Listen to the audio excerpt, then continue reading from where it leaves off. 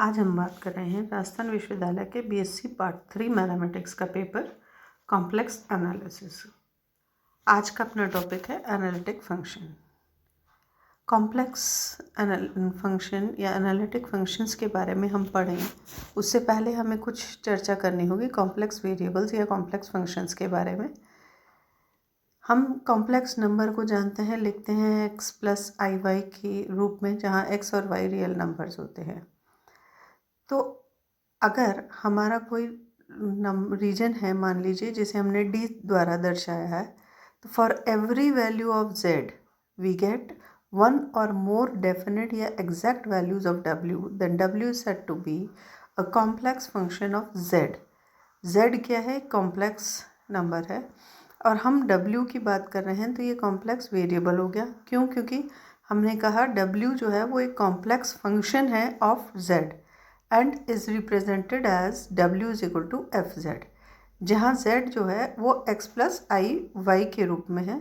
तो हम एग्जाम्पल के तौर पे कॉम्प्लेक्स फंक्शन के ले सकते हैं, जैसे sine z plus z square है, e की power z plus z square, या e to the power sine z and so on. ये सारे आपके कॉम्प्लेक्स फंक्शंस कहलाते हैं। तो फंक्शन ऑफ कॉम्प्लेक्स वेरिएबल जो होंगे वो उसमें हम क्या देखेंगे कि ये आपके फंक्शंस होंगे z के, जहाँ z कोई कॉम्प्लेक्स नंबर होगा x plus i y. So since z is equal to x plus i y, the function f z is of the form u plus i v. क्योंकि z जो है वो x plus i y की form में है, तो जो function हम कह रहे हैं w which is represented by F Z, वो किस रूप में होगा? कॉम्प्लेक्स रूप में u प्लस आई वी, जहाँ u और v जो होंगे they will be the real functions of the real variables x and y, यानी कि u और v ये x और y दो अलग अलग रियल वेरिएबल्स के फंक्शन होंगे। तो इस तरह से जब हमने w की बात की, कॉम्प्लेक्स फंक्शन की, तो इसको हम रिप्रेजेंट कर सकते हैं as u x y plus i v x y, where x y are both real numbers. तो कुल मिला के किसी कॉम्प्लेक्स फंक्शन को हम रियल वेरिएबल्स x और y के रूप में जब लिखना चाहते हैं तो हम लिख सकते हैं w को as u x y plus i v x Y.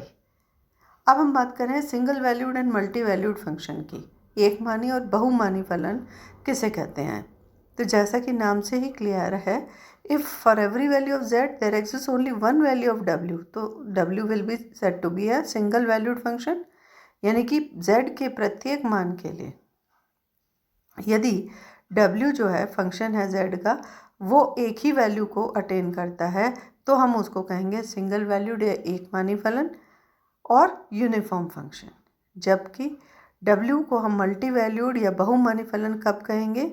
If for some और all values of z there exist two और मोर वैल्यूज ऑफ w, कि किसी रीजन में जो z है उसके एक या एक से अधिक मानों के लिए यदि हम देखें कि w के दो या दो से अधिक मान एग्जिस्ट करते हैं, मोर देन वन मतलब, तो हम उसको कहते हैं मल्टी वैल्यूड फंक्शन। अब हम बात कर रहे हैं किसी कॉम्प्लेक्स वेरिएबल के पाथ की। Path of a complex variable या आपके सम्मिश्र चर का पथ। मान लीजिए f(x) जो है एक फंक्शन है of real variable values, then x will attain the values corresponding to points on the x-axis। कि अगर हम ये कह रहे हैं कि f(x) जो है वो एक रियल वेरिएबल का फंक्शन है, तो ये जो x है ये किन मानों को अटेन करेगा? जो डिफरेंट पॉइंट्स हैं एक्स एक्सिस के, उनके कॉरेस्पॉन्डिंग वैल्यूज़ जो है वो x के मान को दर्शाता है। यदि एफ जेड जो है ये कॉम्प्लेक्स वेरिएबल z का फंक्शन होगा, तो हम देखेंगे कि z क्या करेगा कि z एक्सिस के जो विभिन्न पॉइंट्स हैं उनकी वैल्यूज़ को अटेन करेगा। दस the path of a complex variable will be the polygon arc joining the initial and the terminal points. तो ये जो कॉम्प्लेक्स वेरिएबल का पाथ क्या होगा? ये जो आपका initial arc joining the initial and the terminal points, जो आपका मूल बिंदु जहाँ से हम शुरू हो रहे हैं और टर्मिनल जहाँ पे ख़त्म हो रहे हैं, अंतिम बिंदु, प्रथम बिंदु और अंतिम बिंदु, या मूल बिंदु और अंतिम बिंदु जो हैं उनको ज्वाइन करने वाली आर्क, चाप या पॉलीगन आर्क के रूप में हम उस कॉम्प्लेक्स वेरिएबल को दर्शा सकते हैं। ये पाथ एक सरल रेखा भी हो सकती है या एक कर्व भी हो सकता है। It can be a simple line और अ कर्व। एक सिंपल जो आपका फर्स्ट इनिशियल पॉइंट और जो टर्मिनल पॉइंट है उसको ज्वाइन करने वाली आर्क एक सिंपल लाइन या सरल रेखा भी हो सकती है, या कोई कर्व या वक्र भी हो सकता है। तो इस तरह से हम कॉम्प्लेक्स वेरिएबल का पाथ जो है वो क्या होगा, रिप्रेजेंट करेंगे एक पॉलीगन आर्क के द्वारा, जो कि इनिशियल और टर्मिनल पॉइंट को ज्वाइन करती है। फिर हम चर्चा करते हैं limit of a complex function की। किसी कॉम्प्लेक्स या आपके सम्मिश्र फलन के लिमिट या सीमा।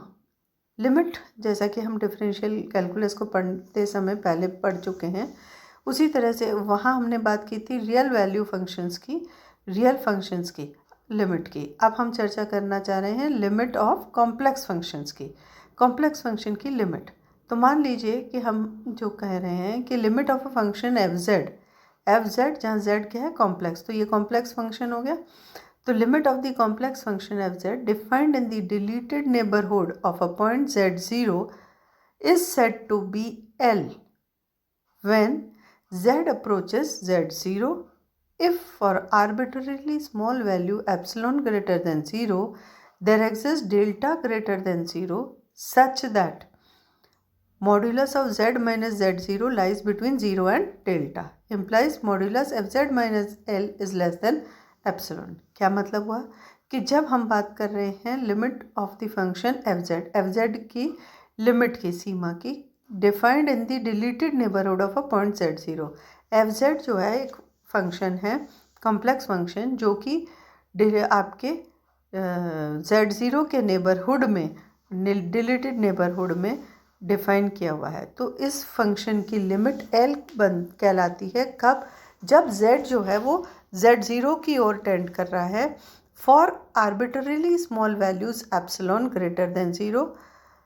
अगर जब z0 की ओर अग्रसर हो, fz जो है वो L की ओर अग्रसर होता है, यदि for every value epsilon greater than 0 there exist delta, अगर हमें एक एप्सिलॉन ग्रेटर देन 0 के लिए, एक छोटी पॉजिटिव संख्या एप्सिलॉन के लिए एक डेल्टा पॉजिटिव संख्या मिले, such that modulus z minus z0 का मान 0 और डेल्टा के मध्य लाई करेगा, यानी कि आपका modulus fx minus l is less than epsilon.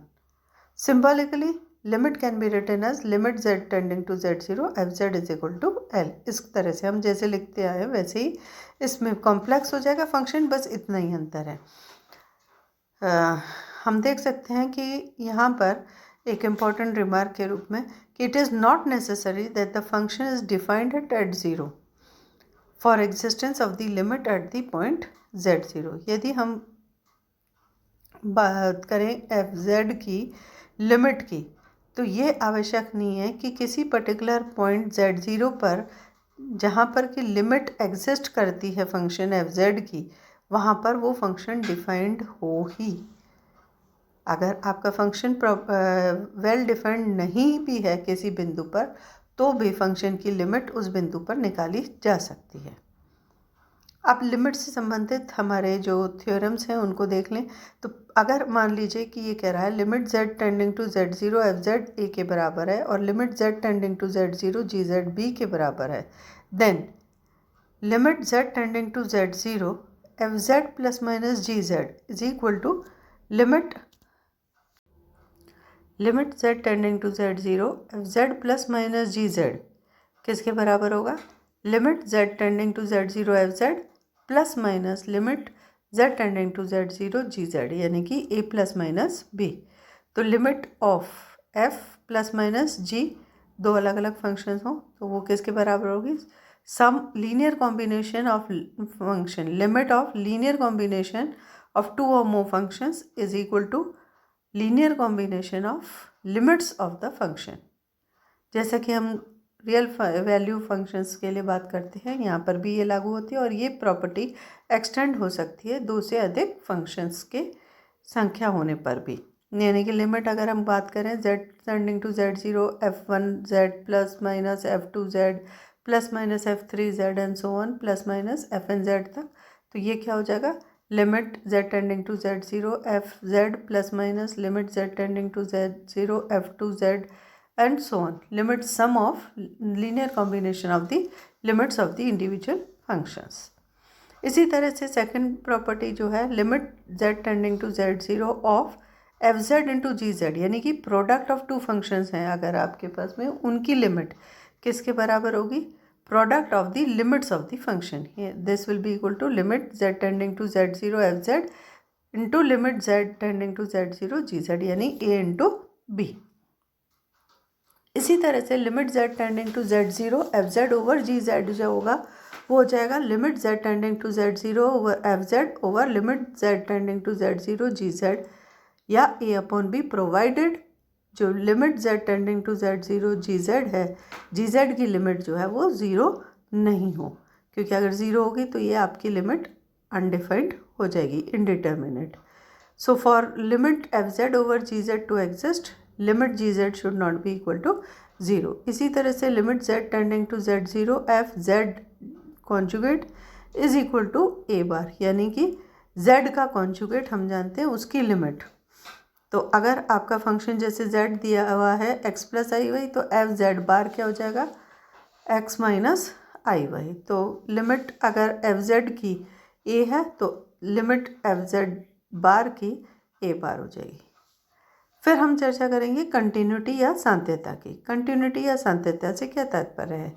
कोई भी फंक्शन f(x) जो है कॉम्प्लेक्स वेरिएबल z का defined on the region D is said to be continuous at the point z0 if and only if for any arbitrary positive number epsilon there exists delta greater than 0 such that for any value of z in a region D modulus fz minus fz0 is less than epsilon whenever modulus z minus z0 is less than delta. तो हमने देखा कि जो आपकी definition real value functions के लिए है, उसी तरह की फंक्शन की आपकी कॉम्प्लेक्स फंक्शन के लिए भी हम कंटिन्यूटी की बात करते हैं. तो कंटिन्यूस फंक्शन कब होगा? f(z) कंटिन्यूस कब होगा? अगर f(z) जो है वो कॉम्प्लेक्स वेरिएबल z का फंक्शन है तो किसी रीजन D में उसकी कंटिन्यूटी की एट अ पॉइंट z0 की हम बात करें, D में कोई पॉइंट हम ले रहे हैं z0, तो उस z0 बिंदु पर फंक्शन कंटिन्यूस कब होगा? इफ़ एंड ओनली इफ़, यदि और केवल यदि अगर हमारे पास में एक छोटी राशि एप्सिलॉन ग्रेटर देन 0 है के लिए, हर एप्सिलॉन ग्रेटर देन 0 के लिए छोटी संख्या एप्सिलॉन ग्रेटर देन 0 के लिए एक डेल्टा हमें मिल जाए, पॉजिटिव संख्या, such that for any value of z in the region D, z की कोई भी मान के लिए, इस रीजन में z के किसी भी मान के लिए क्या हो? Modulus fz minus fz0 is less than epsilon. कब? whenever modulus z minus z0 is less then delta, कि जब z माइनस z0 का मान डेल्टा की ओर अग्रसर हो, मॉड्यूलस fz माइनस z0 का मान एप्सिलॉन की ओर अग्रसर होता है. तो हम कहते हैं कि ये फंक्शन fz कंटिन्यूस होगा eight the point z0. It can be easily observed that if fz is equal to uxy plus ivxy is a continuous function of z, then uxy and vxy are all continuous functions of x and y. अगर fz जो है uxy plus ivxy function है और वो continuous function है z का, तो इसके जो कॉरेस्पॉन्डिंग आपके रियल वेरिएबल के फंक्शंस हैं u और v, तो वो भी कंटिन्यूस फंक्शंस होंगे x और y के. फॉर एग्जाम्पल, यदि fz is continuous at z is equal to z0, then we have limit z tending to z0 fz किसके बराबर हो जाएगी? fz 0 के बराबर. Also fz will be a continuous function in the region D if it is continuous function on every point of D. यदि D के हर एक point पर, हर एक D, इस रीजन D के प्रत्येक बिंदु पर फंक्शन जो है कंटिन्यूस है, तो आपका fz जो है वो पूरे रीजन D में कंटिन्यूस फंक्शन कहलाता है. The points of D at which fz is not continuous are the called the points of discontinuity. वो पॉइंट जहाँ पर, वो बिंदु D के जो जहाँ पर फंक्शन कंटिन्यूस या सांत्यत नहीं है, वो कहलाते पॉइंट्स ऑफ डिसकंटिन्यूटी. फिर हम बात करते हैं यूनिफॉर्म कंटिन्यूटी या एक समान सांत्यता की. फंक्शन fz जो है यूनिफॉर्मली कंटिन्यूस, एक समान सांतत कहलाता है in a region D if for any arbitrary epsilon greater than 0, it is possible to get a number delta greater than 0 depending entirely on epsilon, such that for every pair of points z1, z2 in a region D, modulus z1 minus fz2 is less than epsilon whenever z1 minus z2 modulus is less than delta. ये कहता है कि कोई भी function आपका uniformly continuous या एक समान सांतत कब है, किसी रीजन डी में, यदि आपके एक छोटी पॉजिटिव संख्या एप्सिलॉन के लिए आप देखें कि एक नंबर आपको मिल जाए delta greater than 0 and depending entirely on, जो कि पूरी तरह से डेल्टा जो है वो पूरी तरह से एप्सिलॉन पर निर्भर कर रहा है, सच दैट, और इस तरह का है कि for every pair of point z1 और z2, प्रत्येक युग्म z1 z2 बिंदुओं के लिए इस रीजन के fz1 minus fz2 is less than epsilon, modulus fz1 minus fz2 is less than epsilon whenever modulus z1 minus z2 is less then delta. अगर ऐसा है तो हम कहते हैं फंक्शन जो है वो आपका एक यूनिफॉर्मली कंटिन्यूस है इन अ डोमेन डी। फिर आते हैं हम अवकलनीयता या डिफरेंशिएबिलिटी पे। मान लीजिए w is equal to f z एक फंक्शन है of z defined in a region D, then f Z is said to be differentiable at z is equal to z0 when z tends to z0 in D such that the limit of delta w over delta z is unique। कोई भी function w is equal to f z है, मान लीजिए function है z का, एक reason D में defined है, तो एफ जेड जो होगा वो डिफरेंशिएबल होगा इस बिंदु z is equal to z0 पर, इफ़ z जो है वो z0 की ओर इस रीजन में अग्रसर हो, such that limit delta w over delta z जो है वो यूनिक हो, अद्वितीय हो एंड फाइनाइट हो। That is limit z tending to z0 delta w over delta z, ये जो है अगर आपका यूनिक या अद्वितीय है तो हम कहते हैं कि फंक्शन डिफरेंशिएबल है एट द पॉइंट z0, यानी कि limit z tending to z0 f z plus delta z 0 plus delta z minus F z 0 और डेल्टा z, ये फाइनाइट होना चाहिए और एग्जिस्ट करनी चाहिए लिमिट, तभी हम कह सकते हैं कि फंक्शन जो है वो आपका उसका डेरिवेटिव एग्जिस्ट करता है। और ये जो आपका एफ डैश जेड है ये एफ डैश जेड हो जाएगा और z0, और ये आपका कहलाता है derivative of F Z at z0। तो हम किसी भी फंक्शन एफ जेड का एक बिंदु z0 पर डेरिवेटिव जो है उसको लिख सकते हैं एज एफ डैश z0, जो कि बराबर होगा limit z tending to z0 F z0 plus delta z minus F z0 over delta z के बराबर। फिर इन डेरिवेटिव्स की जैसे हमने रियल वैल्यू फंक्शंस में देखी थी प्रॉपर्टीज़ हैं, उसी तरह से यहाँ पर भी हमारी प्रॉपर्टीज़ जो हैं लागू होती हैं। उससे पहले हम एक इम्पॉर्टेंट प्रॉपर्टी ये देखते हैं कि कोई भी डिफरेंशिएबल फंक्शन जो होगा वो हमेशा कंटिन्यूस होगा, but the converse is not always true. कि अगर फंक्शन अवकलनीय है तो वो संतत तो होगा ही, बट यह आवश्यक नहीं है कि संतत फलन अवकलनीय या कंटिन्यूस फंक्शन डिफरेंशिएबल हो।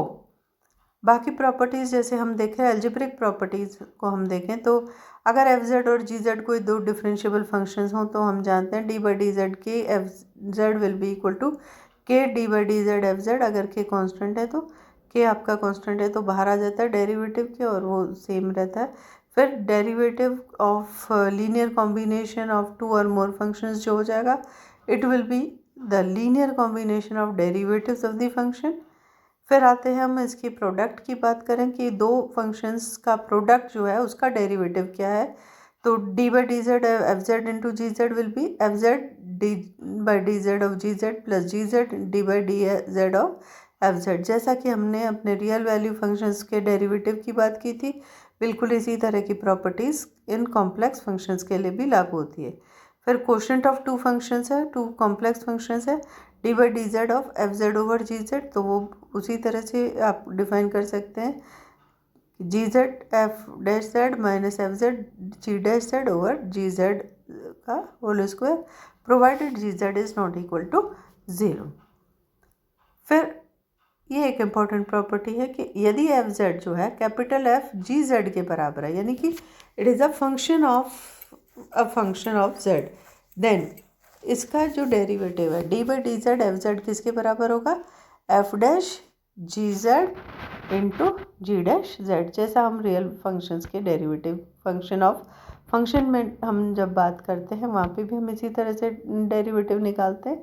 सेम चीज़ यहाँ पर भी है व्हेन हमारे को निकालना है derivative of a function. The above property can be easily proved also. फिर हम बात करते हैं एनालिटिक फंक्शन या आपका होलोमॉर्फिक फंक्शन कहते हैं, हिंदी में हम उसे कहते हैं विश्लेषिक फलन। एनालिटिक या विश्लेषिक फलन जिसे हम होलोमॉर्फिक फंक्शन भी कहते हैं, क्या होता है? तो ये कहते हैं कि a single valued function F Z which is defined and is differentiable at each point of a region D is said to be analytic in D. यदि कोई सिंगल वैल्यूड एक मानी फलन एफ जेड है जो कि डिफाइंड है, परिभाषित है और डिफरेंशिएबल अवकलनीय है डी के प्रत्येक बिंदु पर, तो एक मानी फलन एफ जेड जो कि आपके किसी डोमेन डी में के प्रत्येक बिंदु पर डिफाइंड हो, परिभाषित हो और अवकलनीय डिफरेंशिएबल भी हो, तो हम उस फंक्शन को कहते हैं analytic function in D. Analytic function is also known as holomorphic function, विश्लेषिक फलन या होलोमॉर्फिक फलन।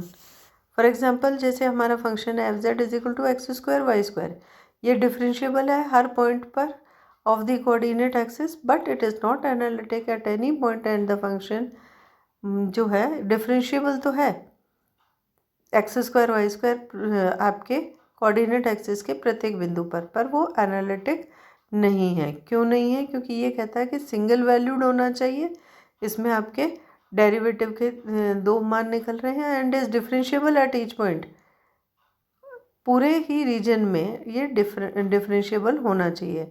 ये जो आपका फंक्शन है ये कोऑर्डिनेट एक्सिस पर तो डिफरेंशिएबल है बट बाकी पॉइंट्स पर नहीं है, इसलिए ये एनालिटिक फंक्शन नहीं हो सकता। इसी तरह से F Z is equal to 1/1 minus Z, Z is not equal to 1 is analytic at all points except Z is equal to 1, क्योंकि जेड इज इक्वल टू 1 पर फंक्शन डिफाइन नहीं होगा। उसके अलावा कोई भी बिंदु है तो वहाँ पर वो फलन विश्लेषिक या एनालिटिक फंक्शन है। तो एक इम्पॉर्टेंट रिमार्क हम देख सकते हैं कि function F Z is not analytic at सब पॉइंट जेड ज़ीरो, तो जेड ज़ीरो जो है वो आपका कहलाता है singular point of F Z. Singular point से क्या तात्पर्य है कि वो पॉइंट फंक्शन जहाँ पर एनालिटिक नहीं है। अगर कोई फंक्शन एफ जेड है तो वो Z is equal to Z zero पर आपका यदि एनालिटिक नहीं है देन जेड ज़ीरो जो है वो इसका सिंगुलर पॉइंट कहलाता